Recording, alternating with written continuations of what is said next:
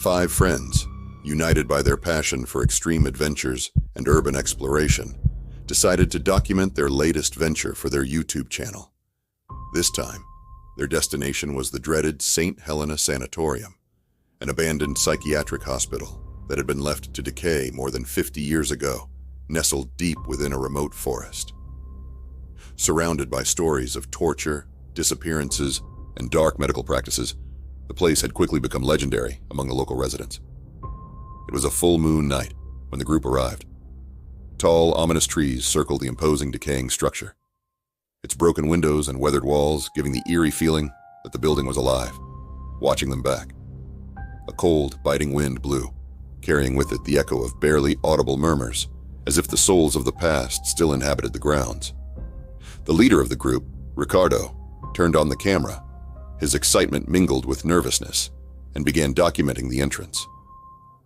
Here we are, folks, at the legendary St. Helena Sanatorium, where time supposedly stood still. Let's see if we can find any lost ghosts trapped in time, he joked, while his friends laughed nervously. As they crossed the rusted gates, the silence became tangible. Inside the hospital, the air was heavy, laden with a cold humidity that seemed to seep into their bones. Graffitied walls, rusted medical equipment scattered across the floor, overturned hospital beds. The place was a shadow of what it once was, but something in the atmosphere suggested it wasn't entirely empty. As they walked through the long, narrow corridors, the beams of their flashlights revealed unsettling details. A mural, painted with chaotic and violent images, seemed to have been drawn by trembling, disturbed hands. Twisted human figures, crazed eyes, bodies contorted into impossible positions. Amanda, the most sensitive of the group, suddenly stopped, feeling a presence nearby. Did you guys feel that? Like someone is watching us? She whispered, gripping her flashlight tighter. It's just the wind, Lucas replied, trying to mask his own nerves.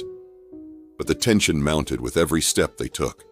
They reached the operating room, a central place in the sanatorium, where it was said horrific experiments were performed on defenseless patients. Their flashlight beams swept across the room, revealing surgical tables, blood-stained instruments, and something more. Dark stains on the floor, like old blood that had never fully been washed away. Suddenly, a loud metallic crash echoed through the corridor. The noise reverberated off the walls, freezing them all in place. Was that the front door? Pedro asked, his voice trembling. No, it can't be. We left it open, Julia responded, though the terror in her eyes said otherwise. They ran back, only to find the massive metal door locked. It seemed as if the sanatorium had decided they wouldn't leave so easily. Calm down, calm down. There has to be another exit, Ricardo said, trying to keep everyone composed. But what they didn't know was that no one had ever left since the hospital's closure. As they frantically searched for another way out, strange things began to happen. Whispering voices, unintelligible, echoed through the corridors. Objects moved by themselves, and shadows crept along the walls, though there was no one there to cast them. Amanda grew paler with each passing moment, feeling an intense energy surrounding her.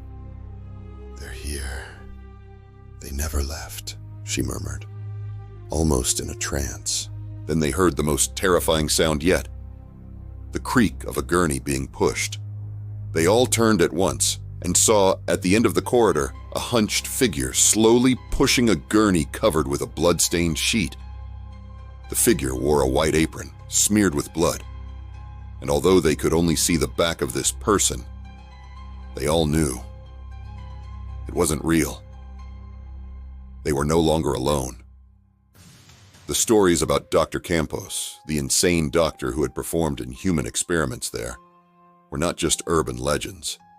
He still walked the halls, searching for new subjects to test. The group panicked, Desperate, they ran in different directions through the hospital's labyrinthine corridors. But it seemed that the more they tried to escape, the more trapped they became.